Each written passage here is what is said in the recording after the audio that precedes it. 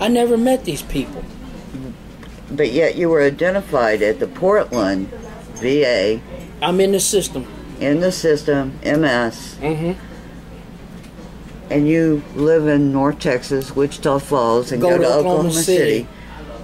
And there was no communication from them to you. I was dropped out of the neurological system and asked the Air Force to put me back under their for internal medicine, pulmonary function.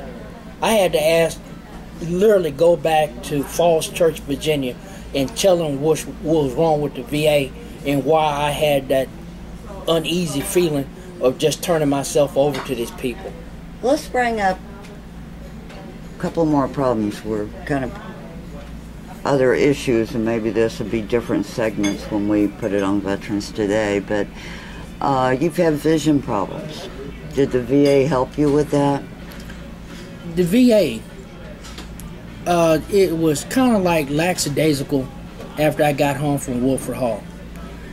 It was the team, ophthalmology and optometry at Wilford Hall, who started the work.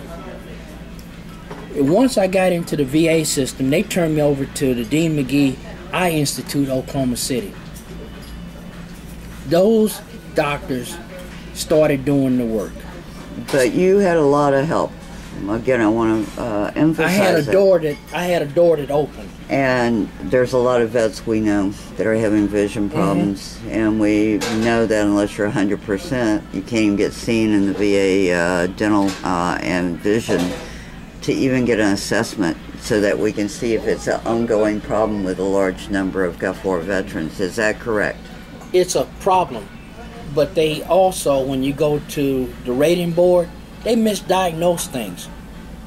Clear, precise work you had done in the Air Force that points to the problem. List of problems I even documented. If it's good enough. You mentioned your hearing problem. Mm-hmm. What did they put that down as? I'm still waiting. That was part of the C file that ended up missing. Well, you know, what did they diagnose it as?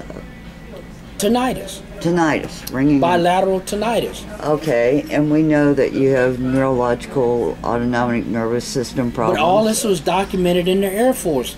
And yet they're just saying tinnitus. Are they connecting how the ears connect to the nervous system? And the poisoning that has occurred to the nervous system? Are they connecting it? Okay, when one of your medical sheets says Gulf War illness or Gulf War syndrome, I carry a medical code 7999. Basically undiagnosed illness, but you can also add / Gulf War illness. I carried that medical code for a long time. Try to find that in my medical board records. Try finding it in my medical board records. Not there. I'm 3 different people. Can you explain that? One at that VA outpatient clinic, one patient at the Oklahoma VA Medical Center in the arthritis clinic, and the guy that goes to Shepherd for internal medicine. But the one guy that understands it all is my pain rehab doctor. He does not do anything unless he knows that I'm in balance. Because when they do the pain management, I have to go under anesthesia. Mike, you've led a battle for your own health. You had a lot of help. You've seen a lot of the majority are vets that haven't had that. Is that correct? I got a lot of dead friends, put it that way. And I either got a lot of dead friends or guys I know that look like they knocking on death's door.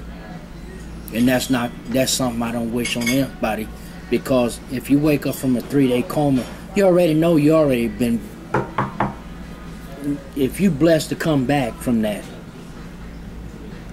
And they should have break down doors, shouldn't they, to provide care from the get-go. If it wasn't for a bunch of well-placed people and a lot of prayer, I'd have probably fell through the cracks. But I didn't quit, because And you're reaching out, just like the NCO and yourself, that's what you're supposed to do. Take care of your fellow troops. My stepdad died of Agent Orange. I didn't know what a disabled vet was until it landed on me. I thought I knew until I seen my own system, the same system I served, fail me. And if it wasn't for one little vet at our VA outpatient clinic in Austin, one little guy did not leave that doorstep till I came out. And all of a sudden he says, "You're going to be needing this." And it was a pamphlet from the GI Forum. All of a sudden, then I understood there was a network of veterans. Then I joined the veterans, Persian Gulf Veterans of America in San Antonio. I joined, linked up with the Desert Storm Justice Foundation in Oklahoma City. I linked up with the VFW, linked up with the DAV. So I started networking. Nobody liked what I said, but I'm still networking. You can take it or leave it, because I'm not going to sugarcoat what Gulf War illness really is. And that's my bottom line. I do not sugarcoat it. You can take the good, bad, and the ugly that goes along with it. Because when you hit ugly, you in the cemetery. Sounds like you'd like to kick some butt, Air Force NCO. I still say take care of your business. Before you join the Air Force or whatever you joining, know what you're getting yourself into. Because on the downside, when you get ready to exit, that's a bumpy road.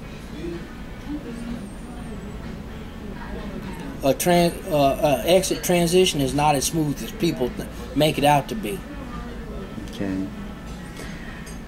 I appreciate your time. Any ending comments you may have that you'd like to offer? Veterans, get off your duff and start working.